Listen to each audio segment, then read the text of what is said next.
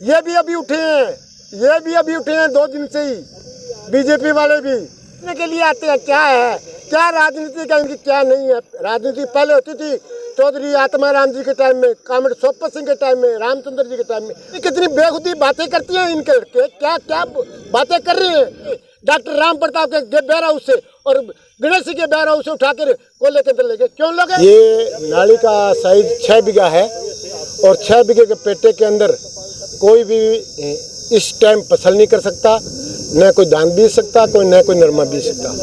इसका गवर्नमेंट से, राज्य सरकार से एक फसल लेने, राज्य सरकार का आदेश है कि एक फसल लेंगे आप, दूसरी फसल नहीं ले सकते।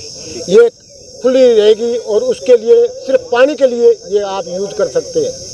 जबकि हमारे कुछ किसानों की मेहरबानियाँ भी है और इसके साथ साथ राजनेता को बड़ा महारोल है इसके अंदर।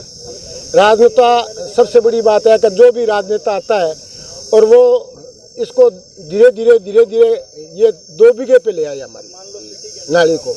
तो नाली को लाने का मतलब ये था कि ये 6 बीघे में रहती ना तो ये पानी है ना बिल्कुल सही तरीके से निकल जाता। और आज ये अपने को आज ये इतनी जहमत नहीं उठानी पड़ती, न प्रशासन को उठानी पड़ती न कोई और अब प्रशासन कह रहा है कि हम ये डोले तोड़ रहे हैं, तो डोला तोड़ना प्रशासन के लिए बहुत ही कठिन काम है। अगर इस डोले को तोड़ दोगे तो आगे पानी कहाँ जाएगा, ये भी आपको पता है क्या? प्रशासन को ये पता नहीं है।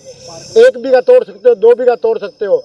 अगर आप 10 बीघे में तोड़ोगे तो 10 बीघा आगे वाला डोला बंधा हुआ है कि नहीं बंधा हुआ है उसको अपने को पता भी नहीं है और वो तोड़ दोगे तो ये गाँव डूब जाएगा। जो जून के अंदर आपदा प्रबंधन का नियम है, जो डोले तोड़ने से कलेक्टर बार बार प्रवचन तो दे रही है कि जी डोले हमें साफ करा दें। ये हुआ आपके सामने? कृषि वाले कोई भी नहीं गया, न तो कहीं किकरे पट्टी गई, न कहीं भट्टे की सफाई हुई। भट्टे के पास में कोई है जिन्होंने कर रखा है, उसका मैं नहीं कह सकता कहाँ था कहाँ नहीं था, पर ये देखने में ये आ रहा है कि ये कोई सिस्टम थोड़ी है। 6 बीघे की नाली है और 6 बीघे में न मिल के 3 बीघे है, तो 3 बीघे का फायदा क्या हुआ बताओ मेरे को। और प्रशासन नहीं, ये कलेक्टर महोदय तो ठीक है, पर जो नहरी महकमा है ना वो निकम्मा निठल है, निकम्मा निठल। उसकी मेहरबानी से तो ये काम हो रहे हैं। आज नहर वाले डिपार्टमेंट वाले होते तो ये आज ये नौबत नहीं आती। पहले तोड़ाते तो रोकता कौन था इनको। और ये हमारा आज से 20 साल पहले कामरेड सोपत सिंह ने कहा राइस बेल्ट घोषित करोगे और राइस बेल्ट आज तक घोषित नहीं हुआ। ये हमारे पास में से नदी जा रही है, हमारे पास में से ये अमृत पानी जा रहा है और ये कटोरा है हमारा धान का कटोरा, ये सोने का कटोरा है। इस सोने के कटोरे को 10-20 साल हो गए, न तो डॉक्टर राम प्रताप ने ध्यान दिया और न विनोद सिंह जी ने ध्यान दिया।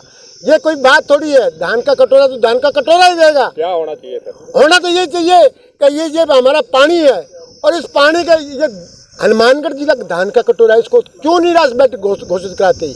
क्या दिक्कत है इनके राइस बेल्ट घोषित कराने से? राइस बेल्ट घोषित करने से हमारे तो एक तो बिजली की मात्रा बढ़ जाएगी, एक साथ में पानी का हमारा डिस्ट्रीब्यूशन है वो अलग से सिस्टम, ये नाली का जो डिस्ट्रीब्यूशन जा रहा है इससे हमारा बहुत फायदा होता है।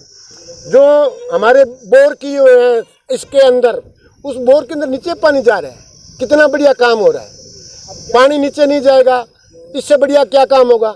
पर इसको रख और देख संभाल के लिए हमारे कुछ यहाँ कर्मचारी हैं नहरी डिपार्टमेंट के, उन्होंने कभी भी इस तरह ध्यान नहीं दिया।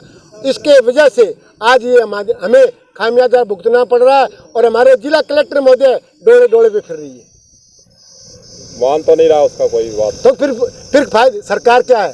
अंधी सरकार, अंधा सिस्टम, अंधी सरकार है, अंधा ही विपक्ष है। यहाँ का विधायक कोई नहीं विधायक अभी तक जनता से कोई अपील नहीं की है, उन्होंने कोई जनता के बीच में आया नहीं है और वो कह रहे खतरा नहीं है, अवगत भी नहीं करवाया। उन्होंने कहा कि कोई खतरा भी नहीं है। अरे कल ही मैंने उनका वो स्टेटमेंट देखा था, कह रहे 4000 पानी आएगा, 4000 पानी में क्या खतरा है। विनोद जी आप तो लीलाड़ी रहते हैं, आपको तो पता नहीं है। जब आपकी डूबी थी ना तब आपको पता चला था कैसे डूबते हैं। हम भी डूबे हैं, हमने संदूक से नाव बनाई है। धान मंडी के अंदर जाने के लिए हमने संदूक की नाव बनाई है। उस टाइम 1995 के अंदर जब डॉक्टर राम प्रताप के टाइम टूटी थी। टूटना बहुत कहना सो रहा है, टूटता है ना जब 20 साल पीछे चले जाता है। और 20 साल पीछे चलेगा हनुमानगढ़ इनकी मेहरबानी से, जयसाराम चौधरी की मेहरबानी से, एडीएम की मेहरबानी से और डॉक्टर राम प्रताप की मेहरबानी से हम 20 साल पीछे चले गए। और लोगों में भय है, लोग डरे हुए हैं। लोग तो डरे, विधायक जो बीच में आ नहीं रहे जनता का, लोग तो डरेंगे।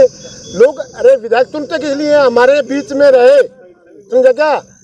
ये भी अभी उठे हैं, ये भी अभी उठे हैं 2 दिन से ही, बीजेपी वाले भी। इनको भी पता नहीं था क्या है क्या नहीं है। ये सब वोट बटोरने के लिए आते हैं। क्या है, क्या राजनीति का इनकी क्या नहीं है। राजनीति पहले होती थी चौधरी आत्माराम जी के टाइम में, कामरेड सोपत सिंह के टाइम में, रामचंद्र जी के टाइम में, वो राजनीति थी। अब तो आपस में गंदिया गंदिया सिस्टम हो गया हमारे। क्या बात है, कैसे कैसे ये सलूक करते हैं, जोड़ा साहब हो, फलाना साहब हो, ये लीडरों को ये बर्दाश्त होती है? कितनी कितनी बेखुदी बातें करती हैं इनके लड़के, क्या क्या बातें कर रही हैं। और ये कहती है कि हमें ये क्यों कह दिया। अरे वाह, क्यों कह दिया? किसने कुछ क्या कहा? एक वहाँ किसान चला गया, उस किसान के लिए उसने लड़ा।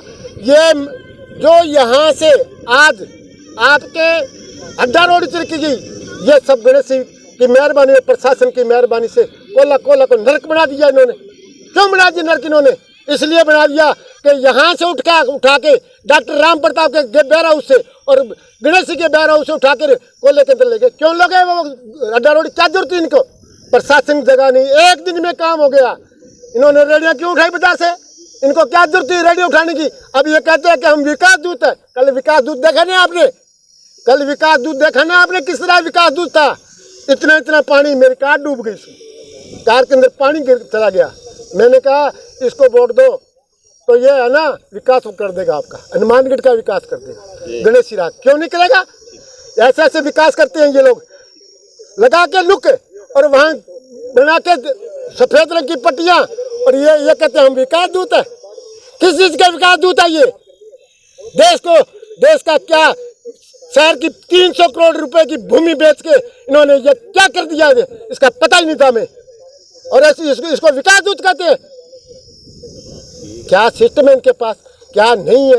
हम तो न खाते और न खाने देते। हम तो कहने वाले हैं, हम जो हमारे मन में आती है वो कह देते हैं। डरने वाले नहीं है हम किसी से, न हम किसी से डरते न कभी डरे। और मैं ये कहना चाहता हूँ, आह्वान करना चाहता हूँ, ऐसे भ्रष्ट आदमियों को यहाँ इसके अंदर खड़ा भी नहीं होना चाहिए और टिकट भी नहीं मिलना चाहिए ऐसे आदमियों को।